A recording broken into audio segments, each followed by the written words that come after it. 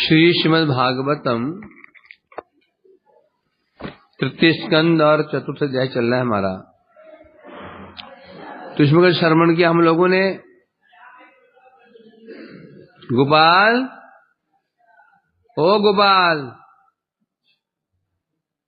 गोपाल, यहाँ बैठ बैठ बैठ बैठ बैठ बैठ। अच्छा क्या क्या बना रहा? चाउमीन? आवाज बिल्कुल नहीं होनी चाहिए।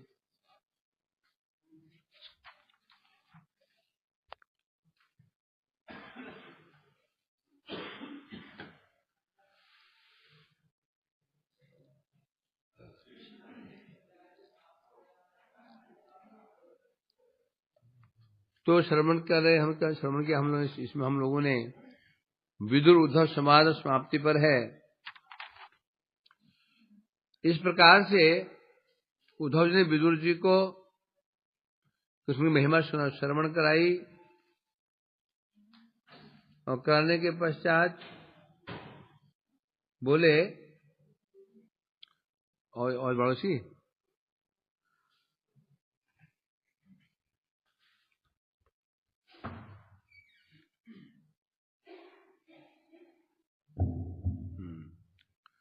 हरि बोल, ठीक आ जाओ। तो विदुर जी, उद्धव जी कहने लगे, विदुर जी मैंने आपको सुना दिया, इससे आगे और जो आपको सुनना है भगवान के लीलाओं के विषय में, तो आपके लिए भगवान ने आदेश दिया है, मैत्री ऋषि को उपदेश दिया है, मैत्री ऋषि से आपको श्रवण करना होगा। ऐसे क्यों बोला उन्होंने? स्वयं बोल देते। यहां पर उद्धव जी ने स्वयं सुना देते। क्या समस्या थी? सुनाया क्यों नहीं विदुर जी को?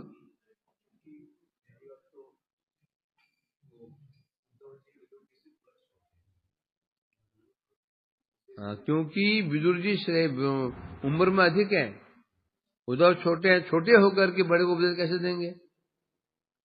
अच्छा, वो उपदेश मिल गया, हो गया गुरु बनना। उपदेश देने का तात्पर्य है वो गुरु बन जाना है ना। इसलिए उपदेश प्रदान नहीं किया, इसलिए बता रहे हैं यहाँ पर। तो इसलिए कहा उन्होंने कि क्या कहा था श्लोक, उद्धवाच ननु ते तत्व संग्राज ऋषि कोशार्वो अंतिके साक्षात भगवतादिष्टो मर्तलोकम जिहासतः। जब उद्धव ने विदुर ने और प्रश्न किए, उद्धव जी कृपा करके मुझे कृष्ण की और लीलाएं सुनाइए, महिमा और सुनाइए। उद्धव जी कहने लगे, बस इससे आगे मैं कुछ नहीं बोलूंगा। क्यों? मेरे सामने ही, मेरे समक्ष ही जब भगवान ने मर्तलोकम जिहासता, मेरे सामने जब भगवान ने जगत को छोड़ने की इच्छा की, उनको जगत छोड़ने की इच्छा हुई, लीला अंतर्धान करने की इच्छा हुई, तो उन्होंने मेरे सामने ही, मेरे समक्ष ही है कुशारु पुत्र कोशार, कौन? मैत्रेय। मैत्रेय जिसे पिता का नाम कुशारु, माँ का नाम मित्रा, तो नाम हुआ मित्रा के ऊपर मैत्रेय। तो उसमें बता रहे कौशार वो अंत के, उद्धव जी कह रहे मेरे सामने ही भगवान ने, कृष्ण ने मेरे सामने जो पास में बैठे हुए थे कुशारु नंदन कौशार, उस कौशारव को उपदेश दिया था, आदेश दिया था तुम्हारे लिए है, जो उन्हें उपदेश दिया था वो ऋषि को, और कहा था इस तत्व को तुम, इस ज्ञान को विदुर से कहना। इसीलिए नंबर एक प्रभु का आदेश आदेश उनको सुनाने का है। दूसरा कारण क्या था? विदुर जी श्रेष्ठ हैं, उद्धव जी श्रेष्ठ हैं, इसलिए उनको संकोच हो रहा है।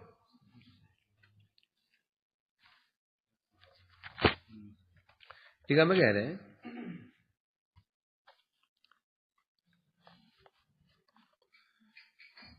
एक पूजनीय जन के उद्धव सोच रहे हैं विदुर जी मेरे पूजनीय हैं, इनमें शिष्य कैसे बनाऊं, कैसे उपदेश प्रदान करूं। इसलिए कहते हैं महाभाग विदुर जी है ना, जो मैं भगवान के विषय में जानता था वो मैंने सब आपको बताया। अर्थात भगवान और भगवान के परिकर यादव लोग बिना देह त्यागे ही अपने धाम में गमन कर गए। धाम में अवस्थित थी। उद्धव जी कह रहे हैं, मैंने आपको बताया कि द्वारका को त्यागे बिना ही सब यादव लोग द्वारका में ही स्थित है, कोई कहीं नहीं गया, तो विराजमान है। मैं तो आपको भी बताया। किंतु अब भगवान का जन्म लीला, जन्म कर्म लीला इत्यादि ये सूक्ष्म में ये सूक्ष्म सुनना चाहते हैं, सूक्ष्म में सुनना चाहते हैं, तो उसके लिए अब मैत्री को ही आपको गुरु बनाना होगा। पुंखानुपुंख विचार, एक होता है स्थूल विचार, एक होता है सूक्ष्म विचार। सूक्ष्म कहने से छोटी छोटी बातें। मैत्री ऋषि आपको बताएंगे जो मोटा मोटा विचार में बता दिया कि भगवान उनके परिकर बिना देह त्यागे ही वहीं पर अवस्थित है, तो धाम में अवस्थित, कोई कहीं नहीं गया। जो बाहर निकले थे यादव, ये द्वारका से बाहर यादव, वो देवता लोग थे और मरा कोई भी नहीं, कोई नहीं मरा, देवता लोग चले गए थे। अब इससे आगे जो कथा सुनना चाहते हैं वो कथा आपको सुनाएंगे कुशारुनंदन, कौशलेय या फिर मैत्री आपको सुनाएंगे। क्या सुनाएंगे? तत्व संग्राह्य। तत्व संग्राह्य जो सब तत्व संग्राह्य, तत्व मने तहर भाव है ना। तत्व मने होता क्या है? तत्व से क्या समझते हो सनातन?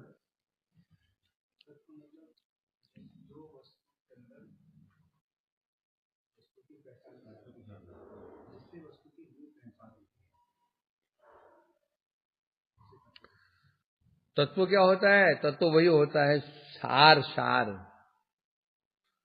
समझे कि नहीं? दूध का तत्व क्या है? घी है ना। तो सार का तत्व मैंने सार होता है, बता। अर्थात तत्व बोले भाव, वस्तु को कैसे पहचानते हैं? भाव से पहचानते हैं। और जहर का भाव क्या है? मारना। आग का भाव क्या है? जला देना। तत्व से कहते हैं, है ना। कोई भी तत्व ले लो, कोई वस्तु तो तत्व होता है। दूध उसका ही तत्व है, दूध का भी तत्व है, दही का भी तत्व है, घी का भी तत्व है, आग का भी तत्व है, जल का भी तत्व है, विष का भी तत्व है। तत्व अर्थ है क्या? भाव में वो तत्व कहते हैं उसको। और यदि वो भाव ना रहे फिर वस्तु ही नहीं है, तत्व ही नहीं। तत्व भिन्न वस्तु, वस्तु ही नहीं। इसलिए कह रहे हैं यहाँ पर तत्व संग्राह्य तात्पर्य यह है, श्लोक में कहा तत्व मैंने होता है तहार भाव है। अर्थात यहां द्वारा स्वभृत्तिर प्रयोजन साधने निमित्त, यहां तो क्या दिखाया, तो मतलब क्या हो यहां बता रहे हैं यहाँ पर? इसका मतलब ये हुआ जो अपने भृत्य प्रयोजन, अपने जो अनुगत जन है, अपने जो शिष्य अनुगत जन है, उनके कल्याण के लिए गुरु के रूप में आपको संग्राह्य, आराध्य, एक आराध्य होता है, एक संग्राह्य होता है। आराध्य किसे कहते हैं?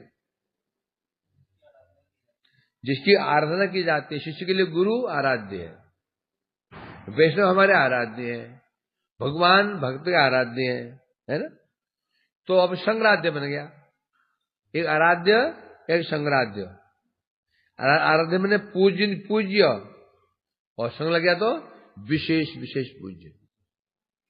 जो वैष्णव मात्र हमारे संग्राह्य होते हैं, पूज्य होते हैं, गुरु परंतु उनमें भी विशेष है ना। इसलिए कहते हैं यहाँ पर, तो अब आपको मैत्री ऋषि को संग्राह्य करना पड़ेगा, अर्थात गुरु रूप में उनको ग्रहण करना होगा। इसलिए तत्वम, तत्वम क्या? भगवान का भाव जानने के लिए, भगवान का जो कर्म, जो लीलाएं आदि की हैं जानने के लिए। अब मैत्रेयी आपको उपदेश प्रदान कर, क्योंकि भगवान का आदेश मैत्री को ही है आपको उपदेश देने का है।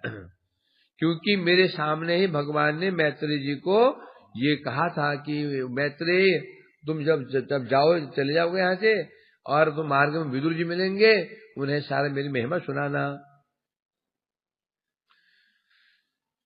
श्री शुकुवाच इति स विदुरेण विश्वमूर्तेर गुणकथया सुदया प्लावितोरुताप क्षणमिय पुलिने यमश्रुताम समुचित औपगवी निशाम तत्वगात। सुखदेव जी कह रहे हैं, इसके बाद औपगवी, उद्धव का नाम औपगवी है। क्यों है? क्योंकि ब्रह्मा जी के शिष्य हैं ये, इसलिए बृहस्पति का नाम है उपगवी। उनका शिष्य होने के कारण क्या बोले? औपगवी। अर्थात यहाँ उद्धव जी का परिचय न तो माता से दिया जा रहा है, न पिता से दिया जा रहा है, किसी से दिया जा रहा है? गुरु से, है ना। औपगवी अर्थात जो उद्धव जी हैं, इति से विदुरेण विश्वमूर्तिर गुण कथा सुदया प्लावितो रूताप। इस प्रकार से महाभागवत विदुर के साथ में विश्वमूर्ति, भगवान जो विश्वमूर्ति हैं, उनकी गुण कथाओं की के अमृत नदी में, अमृत सागर में क्या प्लावित हो गए, डूब गए, जिससे उनका जो ताप था, जो विरह था, कुछ देर के लिए समाप्त हुआ। क्षण में पुलिने, फिर कुछ क्षण वही पुलिन, मतलब ये कथा कहाँ हो रही है? ये इनका वार्तालाप कहाँ हो रहा है? यमुना के तट पर, एक आसपास ही होना चाहिए। तो यमुना के पुलिन में फिर उसके पश्चात कथा पूरी हो गई। कथा पूरी होने के पश्चात यमश्वसु ताम समुषित, किसके पुलिन में? यमश्वसु। यमश्वसा कौन है? कैसे? हाँ, पंडित बन गया अभी। यमश्वसु पुलिने, यमश्वसु मतलब होता है यमराज की बहन यमी। यमी के पुलिन में तट पर है समुषित, भगवान ने, उद्धव जी ने निशाम समुषित रात्रि व्यतीत की। अर्थात एक कथा संध्या, सारे दिन कथा चली है। सुबह मिले थे, हो तो शाम हो गई, और कथा बोले ये कथा एक दिन में हुई क्या? हमको 10 दिन लग गए। तो संध्या काल हुआ, अब कथा समाप्त हुई। उद्धव जी उस रात यमुना पुलिन पर ही रहे, और जब रात्रि व्यतीत होने के पश्चात तो अगात वहां से आगे बढ़े। कहाँ के लिए? कहाँ के लिए बढ़े? बद्री आश्रम के लिए बढ़े। इसे कहते हैं, टीका में कह रहे ताम निशाम, उस रात्रि को वे यमुना के तट पर ही रहे। क्षण, और कैसे रहे? क्षणमी व पुलने यमश्रुताम समुषित। कैसे? क्षणमीय, एक क्षण की बात ही। उद्धव को ऐसा लगा अभी मैं आया था, अब एक क्षण ही हुआ है, जबकि एक पूरे दिन बीत चुका है और रात भी बीत चुकी है। एक दिन एक रात बीत चुका है। उद्धव क्या लग रहा है? क्षण भी वो, मतलब एक क्षण हुआ है। तो इसे कह रहे क्षण में वह। अतः उसके पश्चात प्रातः काल हुआ और वे उद्धव जी बद्री का आश्रम की ओर चल पड़े। औपगवी क्यों बोला? औपगवेर अपत्य उद्धव। जो उपगवी कौन? बृहस्पति। कहीं कहीं बोलता है ये इनके पिता का नाम उपगवी नहीं, उपगवी इनके पिता का नाम था देव भाग के पुत्र हैं। और जो उनको भी ब्रह्मा जी का नाम है, जैसे बृहस्पति का नाम है। और बृहस्पति को इन्होंने गुरु रूप में वर्ण किया था, उद्धव जी ने गुरु बनाया था बृहस्पति को, उनसे ज्ञान लिया था, इसलिए बृहस्पति शिष्य हैं। इसलिए क्योंकि शिष्य भी पुत्र समान ही होता है, इसलिए कहा यहाँ पर। अर्थात बृहस्पति के का एक नाम है उपगव, औपगव, उनके छात्र हैं उद्धव जी, इसे नाम पड़ गया उपगवी है। इसलिए कहा जा रहा है यहां पर श्री राजो वाच, श्री राजो वाच, राजा जी ने कहा, राजा ने कहा, कौन राजा, कौन राजा, सदानंद, किससे कहा,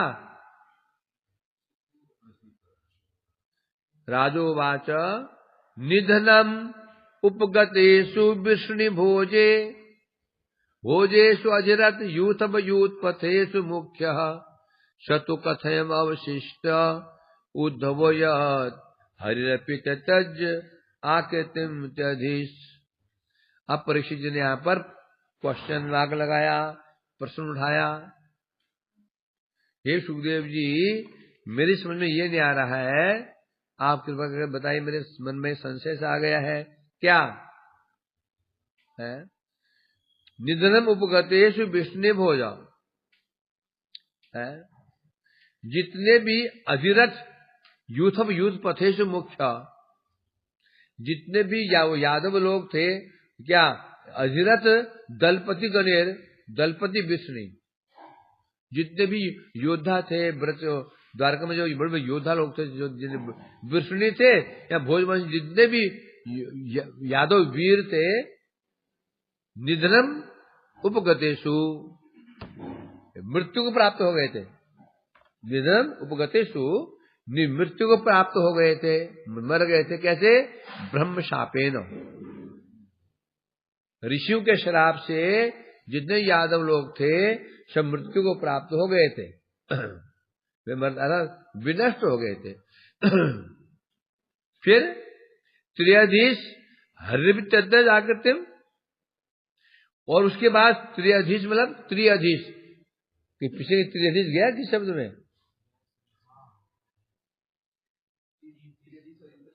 हाँ, क्या अर्थ बताओ त्रियाधीश, क्या क्या बताया? को त्रियाधीश, तो वहां त्रियाधीश का क्या क्या अर्थ लिया था? ठीक है,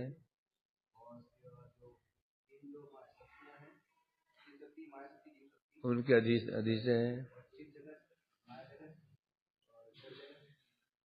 है, ठीक है।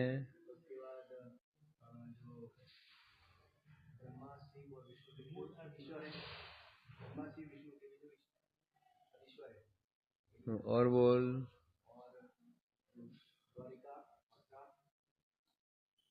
द्वारिका, मथुरा और ब्रज ईश्वर है, ईश्वर, ठीक, ठीक है, समझ गया। ये त्रियाधीश अर्थात जो ब्रह्मा विष्णु महेश के भी ईश्वर है, अथवा जो तीन लोक हैं, एक ऊपरी लोक, एक उत्तम आवास, मध्यम आवास और निम्न आवास। याद है? मध्यम आवास क्या है? हाँ, बैकुंठ मध्यम आवास है, और ये देवी धाम निम्न आवास है। ऊपर आवास कौन सा है? ब्रज। तीनों के जो ईश्वर हैं, या फिर जो द्वारिका, मथुरा और ब्रज के जो ईश्वर हैं, त्रिअधीश। अब यहां कह रहे हैं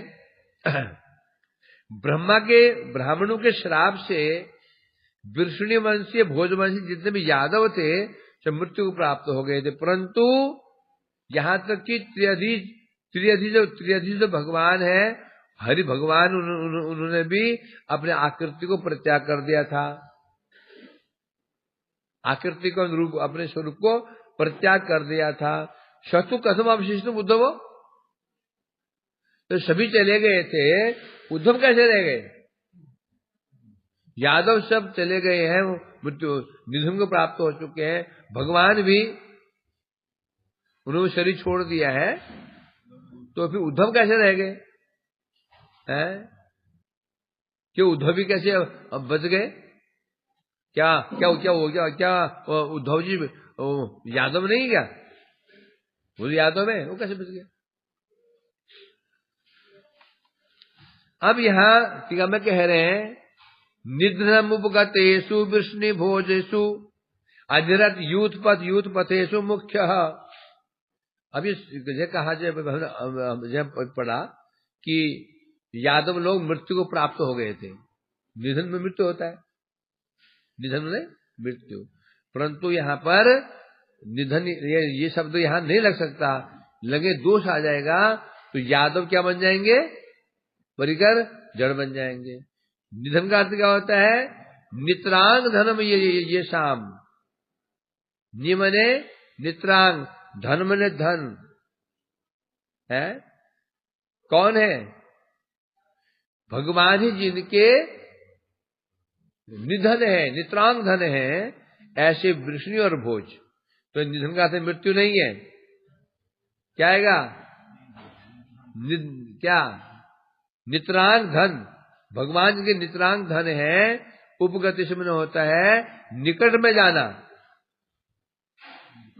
अर्थात जितने भी यादव इत्यादि थे भगवान के समीप गए, भगवान के पास से भगवान के साथ ही गए हैं। तो ये इसका यह अर्थ नहीं होगा कि वो मर गए थे सब है। तो ये कह रहे हैं अब फिर क्या आया? तहादेर सर्वस्व, जिनके किनके सर्वस्व है? भगवान किनके सर्वस्व है? जितने यादव है उनके सर्वस्व है, नितरांग धन है। तो वे प्रपंच लोक से अगोचर होने पर भी क्या भगवान जगत में अगोचर, अगोचर में गोचर, अगोचर गोचर किसे कहते हैं? इंद्रियों में जो विचरण करता है उसे कहते हैं गो मने इंद्रियां, चर मने चर, विचरण करना। जो वस्तु हमारे इंद्रियों में विचरण करता उसे कहते हैं गोचर। ये घर गोचर है, क्यों? हमारे नेत्र में ये गोचर विचरण कर रहा है, समक्ष हमारे हैं। अगोचर जो हमारे इंद्रियों से अतीत है, ऊपर। तो यहां कह रहे हैं, तो यहां निधन का अर्थ मृत्यु नहीं है, अर्थात कृष्ण जिनके एकमात्र धन है ऐसे यादव लोग, जो ऐसे यादव लोग हैं, तो क्या क्या बता रहे हैं यहां पर? हाँ, तो अब सामान्य लोगों के लिए भगवान अगोचर हो गए होने पर परंतु जो यादव लोगों के साथ भगवान नित्य विराजमान है, न तो यादव मरे न कृष्ण मरे। अब जो नीचे बोला, तृतीय भगवान ने भी अपने आकृति को त्याग दिया। तृतीय भगवान ने अपने आकृति को, आकार को त्याग दिया। तो शब्द है ये, बाण लगा और भगवान मर गए, शरीर छोड़ दिया उन्होंने। अब इसका क्या अर्थ लेंगे? इसका अर्थ ले रहे हैं आकृति त्याग दी। क्या मतलब? आमने सम्यक रूपे ने कृति मतलब चेष्टा। कृति मतलब तुम्हारे कृत्य अच्छे नहीं है, अच्छे कृत्य क्या करो भैया? कृति मन क्या होता है? चेष्टा है। आमने सम्यक चेष्टा। आप भगवान की चेष्टा मतलब क्या? कर्म। चेष्टा में है ना, कर्म किसे कहते हैं? कर्म के ऊपर बैठ जाओगे।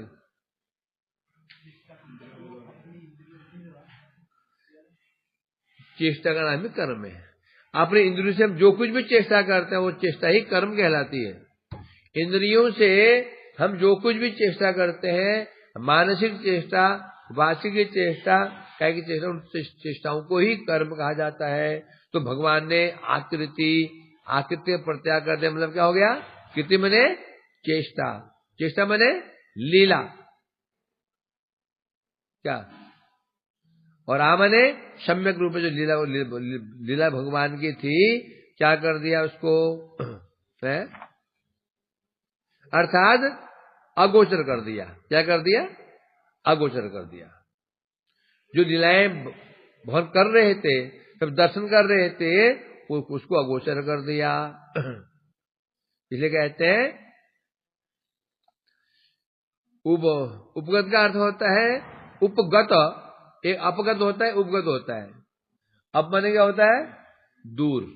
उप माने निकट, उप माने निकट में, अप माने दूर होता है। अपगत माने दूर चला जाना, उपगत माने होता है पास में चला आना।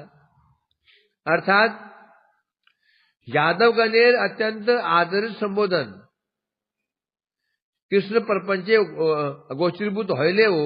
अब बता रहे यादवों की अत्यंत प्रिय, उनके प्रिय धन स्वरूप जो कृष्ण है, जागृत लोगों के अगोचर होने पर भी, जागृत लोग दर्शन नहीं कर पा रहे हैं, अगोचर होने पर भी क्या होगा? उपगतेषु वृष्णि भोजेषु। क्या बता रहे? सामान्य लोग उनका दर्शन नहीं कर पा रहे हैं, परंतु जो यादव हैं, जो उनके परिकर हैं, उपगत अर्थात जितने भी वृष्णीय वंशी थे, भोज वंशी थे, भगवान के उपगत हो गए। उपगत सब श्लोक में क्या था? निधनम उपगतेषु। निधन मतलब कौन हो गए? यादव लोग जो उनका परम धन है, कौन? कृष्ण है, उनके पास में गए, उनको प्राप्त किया है। ये यहां मानना पड़ेगा। अप्रसन्न था तो उद्धव कैसे बच गए? उद्धव कैसे बच गए? उद्धव कैसे रह गए? ये इसका अर्थ है। शुकुवाच श्री शुकुवाच ब्रह्म शापदेशेन कालेन मोघवांछित संहृत्य सकुशलम स्फीतम त्यक्षण देहम अचिंतयत्। सुदेव जी कह रहे हैं अमोघ वांछित ब्रह्म शाप अपदेशेन कालेन अमोघ वांछित। बता रहे हैं क्या? ब्रह्म शाप ब्राह्मणों सब कैसे होता है? अमोघ। एक मोघ होता है, मोघ माने होता है निष्फल हो जाना। ऐसा जो अमोघ माने होता है निश्चित। बोलते ना, ये अमोघ बाण मार दिया, अमोघ दवाई है, रामबाण कहते हैं ना अमोघ, जो कभी नष्ट नहीं होता, अपने लक्ष्य को भेदता है। इसलिए जो ब्राह्मणों ने जो श्राप दिया था, ऋषि ने श्राप दिया था, जब शाम को पेट में कपड़ा फूस करके कपड़ा डालकर लेकर गए थे ना, कहाँ गए थे? ऋषि के पास। और क्या कहा था? हमारे ये नववधु है, ये गर्भवती हो चुकी है, इसका संतान क्या होगा? क्या बोला उन्होंने? ना पुत्र ना पुत्री, मुसल निकलेगा, पूर्ववंश का नाश करेगा। अब ब्रह्म शाप कैसा होता है? अमोघ होता है, कभी नष्ट नहीं होता। एक बार मुख से निकल जाए, ब्राह्मण के मुख से शाप निकल जाए, फिर कोई कुछ काट नहीं सकता। इसलिए ब्राह्मणों से, जो साधुओं से बचकर रहना चाहिए, इसे ज्यादा छेड़छाड़ नहीं करनी चाहिए। जो वैष्णव लोग होते हैं और ब्राह्मण लोगों से दूर रहना चाहिए। समझे कि नहीं? अरे कोई ब्राह्मण है, ये कहाँ ब्राह्मण है, ऐसे नहीं बोलना चाहिए। ब्राह्मण को जन्म लिया तो ब्राह्मण तो है वो, ये बोले तो ब्राह्मण के कृत्य नहीं है, उसके कर्म ब्राह्मण के नहीं है, तो दूर हट जाओ उससे, उसको इग्नोर कर दो, उसकी उपेक्षा कर दो। ये उसकी निंदा नहीं करनी चाहिए। ब्राह्मण को जन्म लिया तो ब्राह्मण तो है ही है, यदि ब्राह्मण कर्म नहीं है तो भी तो सम्मान नहीं कर सकते हो, असम्मान भी नहीं करना चाहिए। समझेंगे नहीं? सम्मान, अब ब्राह्मण कर्म उसकी है ही नहीं है तो कैसे सम्मान करे? मत करो। परंतु असम्मान भी नहीं करना चाहिए, उसकी निंदा भी नहीं करनी चाहिए। विचार तो यही है। इसलिए कहते हैं ब्रह्मशाप कैसा है? अमोघ ब्रह्मशाप था। किंतु वास्तव में बता रहे यादवों का जो विनाश हुआ, यदुकुल का विनाश हुआ। यहाँ पर ब्रह्मा जो ब्राह्मण श्राप नहीं था, वास्तव में भगवान की इच्छा ही मूल कारण थी। मूल में इच्छा किसकी थी? भगवान की। ब्रह्म श्राप क्या बन गया? निमित्त बन गया। हम कोई भी काम करते हैं, काम करने के लिए हमें एक उपकरण चाहिए, साधन चाहिए। काम कैसे होता है? साधन से होता है। होता नहीं होता? हम कोई काम करने के लिए हमें क्या क्या चाहिए, क्या क्या चाहिए होती है? एक साधन और एक काल। कैसे होता है?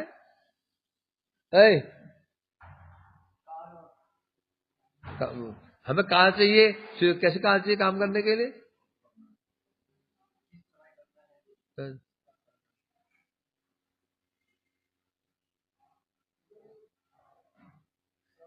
जगह हम जो काम करते हैं, एक तो काम के उपकरण चाहिए, साधन, फिर एक समय चाहिए, काल भी चाहिए।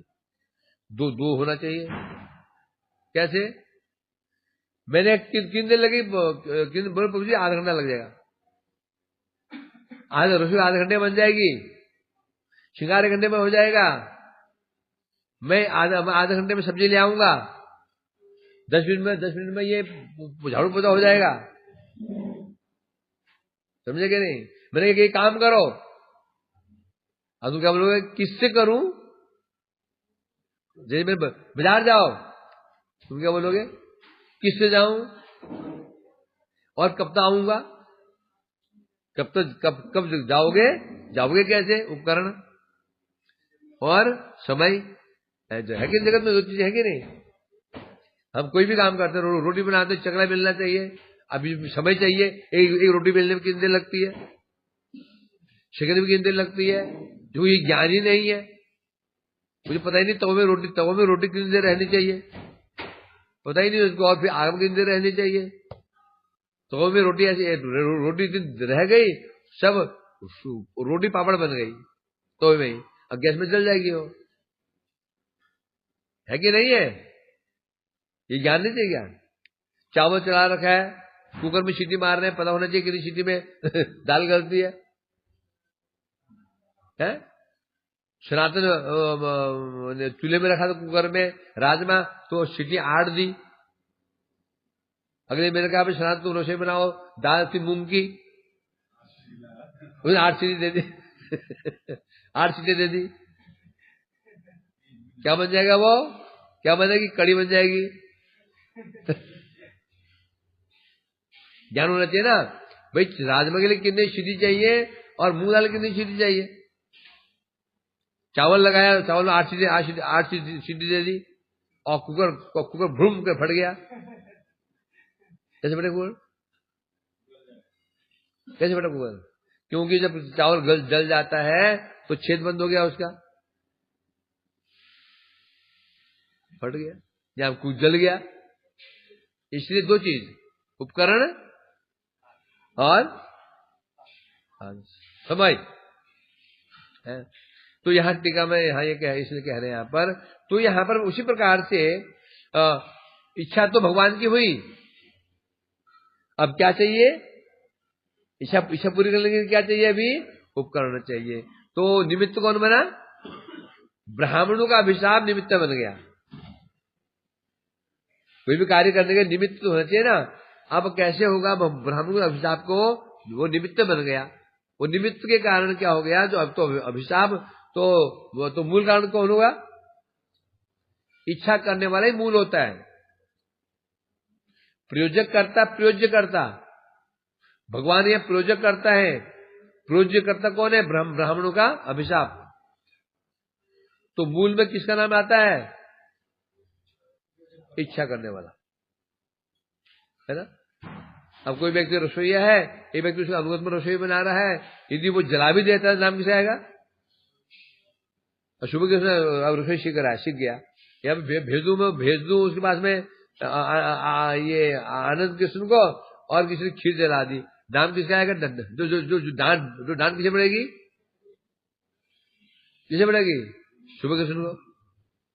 क्यों? मुझे वही था। तो इसे कह रहे हैं यहां पर, अर्थात ब्राह्मणों का अभिशाप तो केवल निमित्त मात्र था, इच्छा भगवान की थी। क्यों? अव्यर्थ संकल्प भगवान ब्रह्म शाप चले। भगवान कौन है? अव्यर्थ संकल्प, शुद्ध संकल्प। भगवान कोई भी संकल्प कर लेते हैं तो वो अव्यर्थ हो जाता है, कभी नष्ट नहीं होता। भगवान कोई भी संकल्प ले लेते हैं, इच्छा कर लेते हैं, क्योंकि भगवान का गुण क्या है? सत्य संकल्प। संकल्प लिया उन्होंने, सोच लिया, अब यदुकुल का संहार करना है, मैंने लीलाएं अब अपहरण करनी है, बस। तो ब्रह्म शाप को वहां पर निमित्त बना दिया, अर्थात स्वशक्ति रूप काल द्वारा स्वीय वंश के संहार पूर्वक पृथ्वी त्याग करते इच्छुक भैया चिंता करिलेन। भगवान ने तब क्या किया? ब्रह्मा जी के जो ब्राह्मणों के अभिशाप को निमित्त बनाया और अपने काल के द्वारा स्वीय अपने वंश को संहार पूर्वक, उनको संहार पूर्वक पृथ्वी त्याग करने की इच्छा होकर के किया उन्होंने, और चिंता करने लगे। अब यहां पत्रिका बता रहे हैं,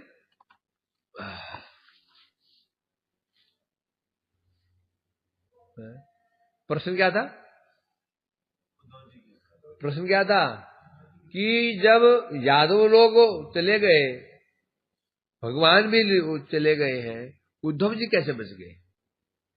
उत्तर दे रहे हैं, ब्रह्म शाप अपदेशेन ब्राह्मणों के अभिशाप प्रापंची लोके गोचरीभूत परिवार एक छल मात्र।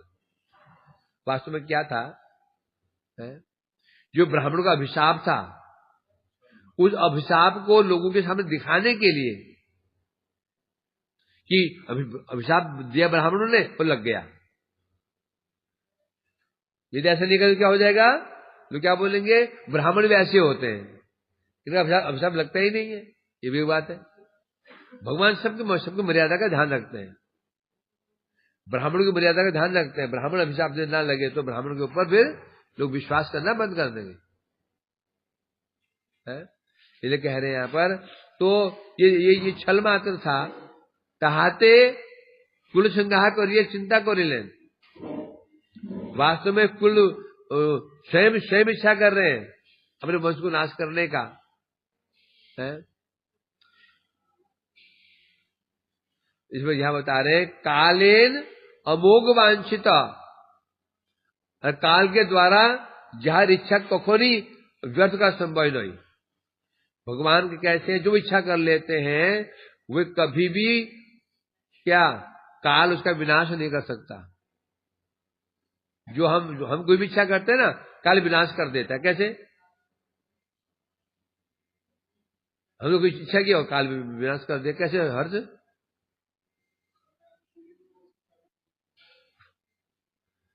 इच्छा हुई अभी रसगुल्ला खाने की, आधा घंटा बीत गया, नष्ट हो गया।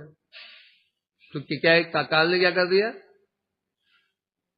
काल ने क्या किया है? काल ने हमारी इच्छा को समाप्त कर दिया, इसे कहते कालीन। परंतु भगवान का क्या है? एक बार इच्छा हो गई, होता नहीं होता। हम इच्छा करते हैं 2-3 घंटे में वो खत्म हो जाती है, होता नहीं ऐसे ही। भगवान इच्छा कैसी है? काल के द्वारा भी नष्ट नहीं होती, काल भी उसको ये बुलाता। काल ऐसे बलवान है, ऐसी इच्छा भगवान को, इच्छा बलवान इच्छा है। ये कह रहे हैं यहां पर, अर्थात काले न अमोघ वांछित। भगवान ने जो इच्छा की थी, काल के भी अमोघ मतलब काल भी उस इच्छा को दबा नहीं सकता या नष्ट नहीं कर सकता। ये हमारी इच्छा कर देता है। ऐसे जो श्री कृष्ण भगवान है, स्फीत अस्ताद निश्चिमा होते अति विस्तृत देह त्याग करते चिंता करिलेन। निश्चिमा होते हो अर्थात सीमा, अपनी सीमा से भी अति विस्तृत देह। अब देह त्याग करने की इच्छा की, सीमा होते हो, अपनी सीमा से अति विस्तृत देह, अर्थात ताहार शिव विग्रह सच्चिदानंद बोलिए विभुत हो लो। ये क्या क्या कहा था? निज सीमा है तेव अति विस्तृत देह त्याग। ये क्या अर्थ है इसका? अपनी सीमा से बड़ा त्याग, बड़ा देह। भगवान ने अपने देह से जो बड़ा देह है उन्हें त्याग करने की इच्छा की। तात्पर्य क्या? तात्पर्य क्या है? तात्पर्य है भगवान का श्री विग्रह सच्चिदानंद रूप होने के कारण क्या है? विभू। कैसा है? विभू। विभू से कहते हैं जो अंत ही नहीं है, विशाल।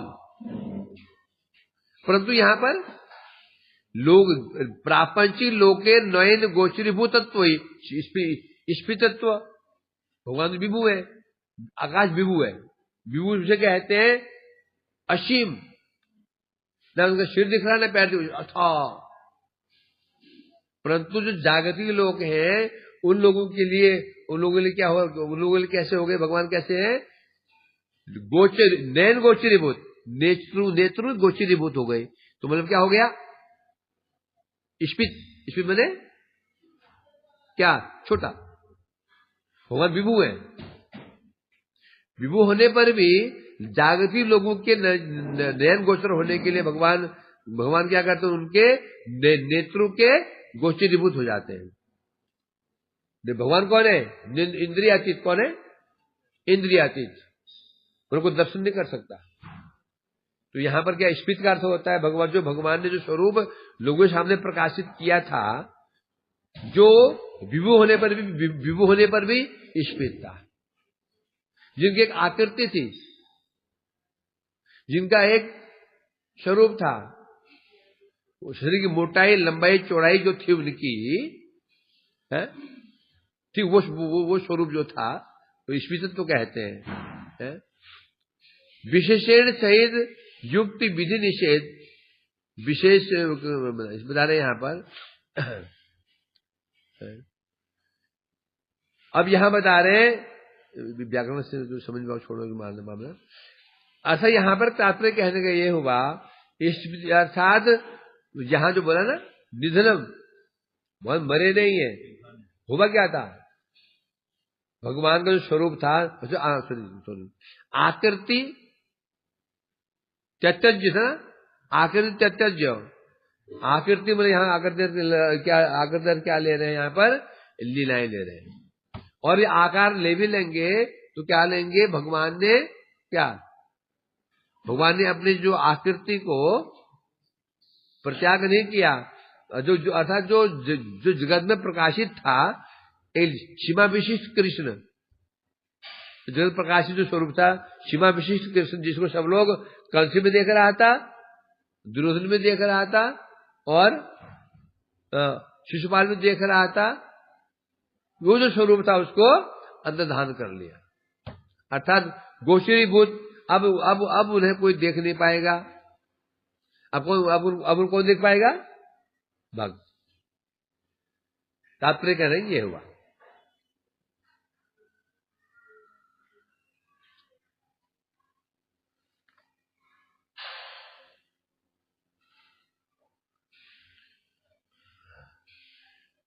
भगवान ने समझ दे ही नित्य, क्योंकि ये जो ऐसा अर्थ करते हैं, भगवान ने देह त्याग कर दिया तो समस्या खड़ी हो जाएगी। क्यों समस्या हो जाएगी? कि भगवान के समस्त देह, चाहे राम हो, चाहे नरसिंह भगवान हो, चाहे महाप्रभु हो, चाहे वो कूर्म हो, कच्छप हो, मीन हो कि कल्कि हो, जितने भी अवतार भगवान के हैं, सबका शरीर नित्य होता है। कौन कह रहा है? श्रुति स्मृति में स्पष्ट कहा गया। जैसे महावराह पुराण में कहा गया है, शिव परमात्मा सकल देही नित्य। भगवान के जितने देह बने जितने स्वरूप है उनके, नृसिंह स्वरूप, राम स्वरूप, कूर्म स्वरूप, मत्स्य स्वरूप, सभी स्वरूप नित्य हैं और शाश्वत हैं। ह्रास वृद्धि रहित, कखोनी प्रतिजात नहीं, ना उनका स्वरूप बढ़ता है ना छोटा होता है। जगत में क्या होता है? पहले बच्चा छोटा सा निकलता है, इतना सा होता है, आधा किलो वेट होगा, किलो होता है बच्चे का वेट जब लेता है, कितना होता होगा जी? 3 किलो? 3 किलो होता है? चलो मिनिमम 1 किलो तो होगा, ज्यादा होता है तो 2 किलो लगा लो, जो 2 किलो है, छोटा सा होता है ना। फिर क्या होता है? फिर वृद्धि प्राप्त होता है, बढ़ता है। जन्म वृद्धि नहीं, जन्म वृद्धि स्थिति परिणाम क्षय और विनाश। जगत की वस्तु की स्थिति है, पहले जन्म होता है, फिर वृद्धि बढ़ता है, फिर स्थित हो जाता है, फिर परिणाम होता है, फिर क्षय होता है, विनाश। फिर भगवान का जो शरीर ऐसा नहीं था कि रामचंद्र जी जन्म लिए, पहले छोटे थे, फिर बड़े हुए, फिर और बड़े हुए, फिर युवक बन गए, ऐसा नहीं। चाहे राम हो कि जितने भी ये समस्या किनके लिए आती है? नारायण की समस्या नहीं है। ये समस्या किनके लिए खड़ी होती है? समस्या में घिर जाते हैं राम और कृष्ण, नारायण तो बच जाते हैं। समस्या जूझना पड़ता है किसको? राम जी को और श्री कृष्ण को। ये बेचारे समस्या पड़ जाते हैं, सबके पीछे पड़ जाते हैं नास्तिक लोग। नारायण समस्या नहीं है। क्यों? छोटे से थे राम कृष्ण, छोटे से महापुरुष, छोटे से थे, फिर और बड़े हुए, और फिर और बड़े हुए, आता ना। इसलिए कहते हैं भगवान की क्या विशेषता है? भगवान के सारे जितने स्वरूप हैं नित्य है, ना उसमें ह्रास है, न वृद्धि है, न विनाश है। ह्रास में नहीं, देखो अभी बच्चा होता है, बड़ा होता है, 30-35 पार करते ही, जब 25-30 पार किया फिर क्या होता है? उतार, ह्रास होता है ना। तो भगवान के स्वरूप में ना तो ह्रास है न वृद्धि है। वो कभी भी प्रकृति जात नहीं है। ह्रास में वृद्धि किसकी होती है? प्रकृति जात। वो कहां लिखा है ये? जातस्य ही ध्रुव मृत्यु ध्रुवम जन्म मृत्यु से, सीधा कह दिया। जात वस्तु की, जो वस्तु जन्मी हुई हो, उत्पन्न हुई हो, उसका क्या है? मृत्यु है और जन्म है, जो जन्मी हुई है। और भगवान का जन्म तो हुआ ही नहीं है। भगवान का जन्म नहीं, भगवान नित्य है, इसलिए न मृत्यु है न निधन है, न उनका जन्म होता है। इसलिए कह रहे हैं यहां पर सर्वतो भावे तथा परमानंदमय ज्ञान मात्र। भगवान के जितने भी स्वरूप है, राम स्वरूप को हो, नरसिंह स्वरूप को हो, कृष्ण स्वरूप के, सभी कौन है? परमानंदमय है और ज्ञान स्वरूप है, कोई भी अज्ञानी नहीं है। तो जगत में बच्चा पहले अज्ञानी होता है, स्कूल कॉलेज जाए फिर ज्ञानवान होता है ना, फिर बूढ़ा हुआ फिर ज्ञान फिर चला जाता है। पहले अज्ञानी था, बाद में फिर क्या बन जाता है? अज्ञानी। पहला बच्चा अज्ञानी था, बूढ़ा हो गया फिर अज्ञानी। ये हुसनी में खाया भी नहीं खाया, भूल जाता है, होता है ना। देखो पूरा मुश्किल भाव जैसा था वैसे वही बन जाता है। जब बच्चा गर्भ में होता है तो ऐसा होता है, ऐसे ऐसे, और जलाते लाख में ऐसे बन जाता है। जब बच्चा गर्भ में होता है तो बिल्कुल ऐसे पैर ना घुटनों से मिले हुए रहते हैं, ऐसे रहता है। जब चिता पर लाश जलाते हैं फिर वो धीरे धीरे ऐसे घूम जाता है, फिर ऐसे हो जाता है। उसके पैर छूने शुरू हो जाते हैं वो ईश्वर की ओर, फिर ऐसे गोल ऐसे बन जाता है, जैसा था वैसा ही।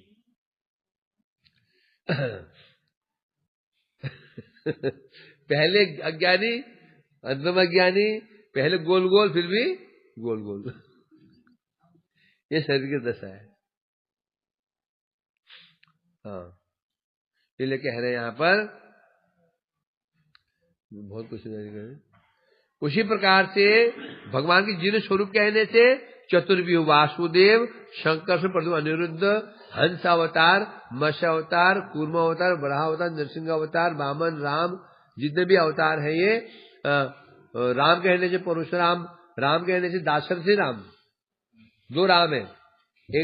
एक परशुराम है, परशु जिनके हाथ में है परशुराम, एक है दाशरथी राम, दशरथ नंदन दाशरथी, दशरथी नहीं, वो दशरथी बोलते हो, क्या नाम है? दाशरथी। हाँ, रामचंद्र, एक राम बलराम, 3 राम है। एक परशुराम जी है, एक श्री रामचंद्र जी है, एक बलराम जी है। कृष्ण बुद्ध कल के जितने भी अवतार हैं कैसे बता रहे हैं? हजारों अवतार हैं, सहस्र अवतार हैं, सभी कैसे हैं? अपरिमेय। कोई भी ले लो, नरसिंह अवतार ले लो, चाहे कृष्ण अवतार ले लो, चाहे सब अवतार कैसे? अपरिमेय, जिनकी अर्थात जो जिनका परिमाप नहीं है, जिनको नामापा नहीं जा सकता, अपरिमेय, सीमा से जो ऊपर है, असीम है, सब ऐसे ही है। तो जितने भी ये शिवग्रह हैं, जन्मों ग्रहण को लेना और मृत्यु होना, जिन्हें भगवान के स्वरूप है, नरसिंह आदि स्वरूप, जन्म किसी का भी नहीं है। भगवान नरसिंह जी का जन्म नहीं हुआ, वो तो वहां खंबे से निकले थे, यानी खंबे फाड़ कर निकले, छोटे से बच्चे वहां कर रहे थे, फिर उनको पाला पोसा गया, फिर प्रहलाद ने दूध पिलाया, उनको तगड़ा किया, फिर 2-4-5 साल में बड़े हुए, फिर हिरणों का शो बच गया, हुआ था क्या? जैसे खंबा फूटा वो शो बाहर निकल आए। देवी वसुदेव के कारागार में ऐसे जन्म लिए, है ना? इसलिए कहते हैं न जन्म न उनका मरण, दोनों ही नहीं है। भगवान के जिनमें अवतार होते हैं, अर्थात क्यों? अर्थात कारण, जितने भी भगवान के अवतार हैं, कोई भी जन्म कर्म बंधन में नहीं है, न जन्म कर्म बंधनम। यहां भगवान की बात छोड़ दो, भगवान के ऐसे उत्तम जो सिद्ध महापुरुष, सिद्ध भक्त होते हैं, उनका भी न जन्म होता है न कर्म होता है। और जन्म तो होता है उनका, तो जन्म नहीं क्यों बोलते? क्या अर्थ है इसका? वो जन्म तो उनका होता ही है, वही नहीं हुआ तो उस जन्म क्यों नहीं बोलते उसको? हनुमान जी जन्म हुआ था ना, हनुमान जी जन्म हुआ था, नहीं हुआ था? हुआ था, जन्म तो हुआ था, किसे जन्म नहीं हुआ? तो जन्म नहीं क्यों बोलते हैं? उनका जन्म कर्म बंधन नहीं है। हमारा जन्म क्या है? हमारा जन्म कर्मों के अनुसार होता है, जैसे हमने कर्म किए हैं हम अधीन है। यदि कर्म अच्छे कर्म के होंगे, जन्म अच्छा मिलेगा निश्चित। कर्म अच्छे किए नहीं, हमारे कर्म अच्छे नहीं थे पूर्व जन्म में, तो जन्म भी अच्छा नहीं मिलेगा। शराब अर्थात जन्म भी किसके है? पूर्व जन्म के प्रारब्ध के अधीन है, और हम कर्म भी उनके अधीन है। हमारा कर्म और जन्म दोनों ही किसके अधीन है? प्रारब्ध के अधीन है। और प्रारब्ध क्या क्या क्या बला है? प्रारब्ध क्या है? उसमें किसने प्रारब्ध क्या है? हाँ, पूर्व जन्म में जो हमने कर्म किए हैं, उनका संस्कार, उनका प्रारब्ध बन गया है। तो हम जो कुछ भी हम कार्य कर रहे हैं, ये किसके अधीन होकर कर रहे हैं? प्रारब्ध के अधीन कर रहे हैं। जो जन्म मिल रहा है हमको किसके अधीन? उसके अनुसार मिल रहा है। भगवान का ऐसा नहीं है, ना उनका कोई, ये मत सोच लेना कहीं जिसका जन्म भगवान रामचंद्र जी क्षत्रिय है, उन्हें कर्म अच्छे होंगे, है ना? महापुरुष कर्म सबसे अच्छे होंगे। महापुरुष कर्म सबसे अच्छे क्यों होंगे? ब्राह्मण कुल में ब्राह्मण को जन्म लिया। राम जी के थोड़ा सा कम, क्यों? क्षत्रिय कुल में जन्म लिया। कृष्ण के और भी कम, यादव बने, गोप बन गए, वैश्य कुल में आए, और फिर नरसिंह भगवान बेचारे और भी खराब कर्म किया, ना रहे पशु ना मनुष्य, आधा। उससे भी निकृष्ट जन्म किसका हुआ? उस निकृष्ट कर्म किए थे वराहदेव ने, जिसे स्वर बनना पड़ गया। उससे भी खराब कर्म किया हुआ बेचारे ने कछुए ने, कछुआ अवतार। उसमें निकृष्ट कर्म किए होंगे मछली अवतार, मछली बस। उसे कर्म खराब किए होंगे नाग ने, सांप ने। सांप कौन? शेषनाग, जरा सांप बन गए, क्योंकि स्वाभाविक है। ऐसा है क्या? ऐसा नहीं है। अर्थात भगवान के सभी स्वरूप नित्य है और सभी स्वरूप दिव्य है, आनंदमय है, और कोई भी स्वरूप ज्ञानमय नहीं है। कोई भी स्वरूप अज्ञानमय नहीं है। सभी अवस्थाएं, एक जगह में छोटा बालक पहले अज्ञानमय होता है, अज्ञानमय होता है, फिर ज्ञानमय बनता है, बुढ़ापे फिर ज्ञानमय बन जाता है। भगवान के सभी स्वरूप ज्ञानमय है, आनंदमय है, कौन सा परमानंदमय है, कोई भी अनित्य नहीं है। इसलिए जो कहते हैं भगवान ने शरीर छोड़ दिया, तो वो उचित नहीं है, छोड़ा नहीं है। क्या किया? आकृति पर त्याग की। आकृति मतलब जो लीलाएं थी उनको आपने सम्यक रूप में कृत्य बने चेष्टा लीला है, उन लीलाओं को अंतर्धान कर लिया। अर्थात उन लीलाओं को सबके समक्ष से नेत्रों से उनको क्या कर लिया?